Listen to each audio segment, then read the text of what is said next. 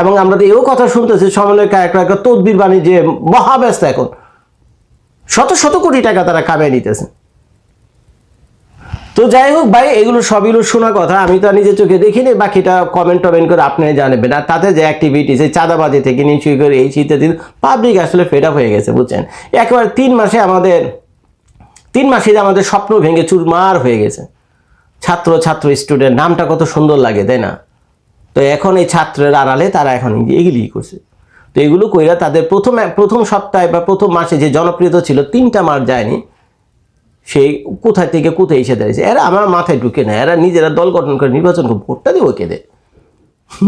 এরা 3 মাসে এরা একটা দলবল গঠন করতেছে। তো দল করে যদি নির্বাচনে যেতে ভোটটা দিব কি, এমন কি ভালো কাম তারা করছে এই 6 মাসের ভিতরে, যে কারণে আমি মনে করি যে আমার ভোটটা এই ছাত্রদের কোনো যদি ডেলিগেট থাকে, রিপ্রেজেন্টেটিভ থাকে ইলেকশনে, তাকে আমার ভোটটা দেওয়া হচ্ছে। কী কারণে, এমন কি মহাপূর্ণের কামটা করছে, আমাকে একটু বুঝান।